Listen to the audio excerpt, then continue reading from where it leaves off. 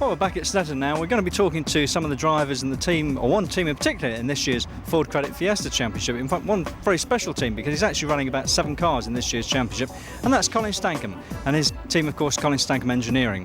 And we'll be talking to one of the drivers who's already run the junior division of the championship this year, and also talking to Colin Stancombe, who will be taking us around the circuit in one of his race cars and showing us exactly how it's done. Fiesta is probably one of the cheapest ways to get into the touring car package, and one of the men who's been involved with Fiestas for a good many years now is the original Mr. Ashblom Racing himself, Colin Stancombe. Well, Colin, you seem to be running most of the cars in this year's championship. Well, not quite, Richard. We've got 7 in the field. We're very pleased to run that number of cars, and all the drivers are pretty successful with it, so it's a nice thing to be doing. Obviously, you've been involved, as I said, for a number of years in the championship, and this year we've seen one major change, and that's in the engine department. Do you think that's really helped the championship at all? In terms of overall speed and lap times, no, obviously it hasn't. It's a change from an 1800 down to a 1400cc engine, but in closeness of racing, it's a dramatic improvement. Everybody is very, very close together. It's very exciting racing, and at the end of the day, that's what people come to see. They want to see close racing, clean racing, and a lot of fun going on.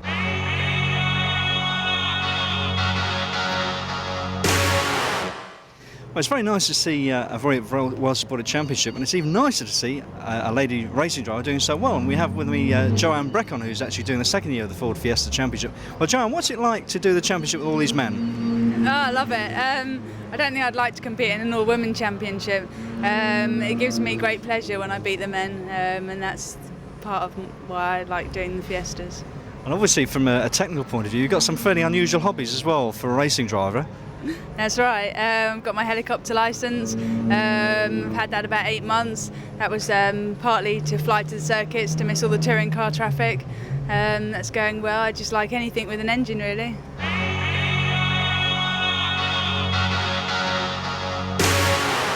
Well, it's very nice for a racing driver to win a championship before the end of the season, and it's even nicer if you can do it with quite a good points advantage. And one driver who's just done that is Simon Clarke, who's actually won the junior side of the Ford Credit Fiesta Championship this year. Simon, obviously very pleased.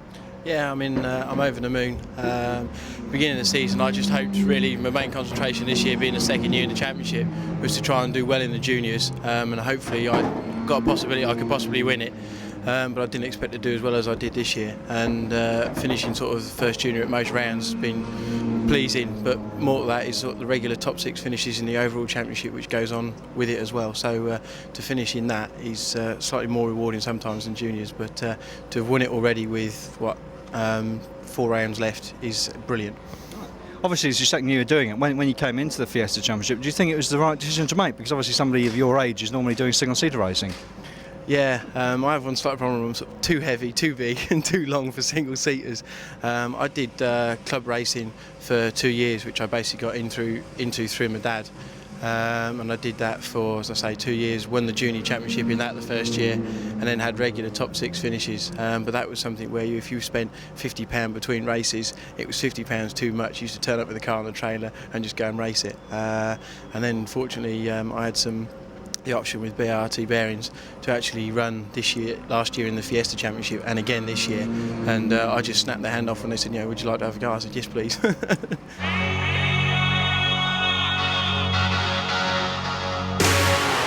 It is by far the most cost-effective way of getting into what is Britain's premier racing series, the touring car package. And what sort of finances are you looking at to run one of these cars for a year, for example?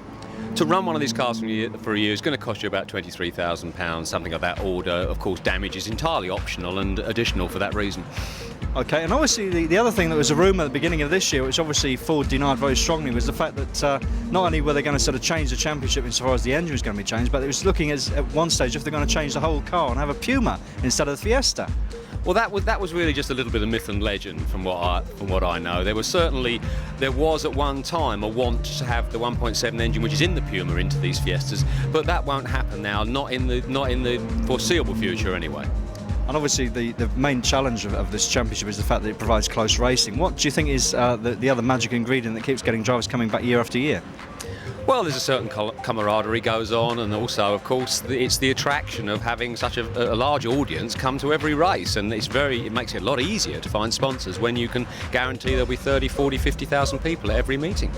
And do you think it's a good way of a younger driver, say, instead of going into Formula Ford or some other single-seater formula, there's a lot of pressure these days for drivers to get into good paid drives, which there are in the actual touring cars. Do you think it's a good way of a driver to get into touring cars, doing Fiesta credits?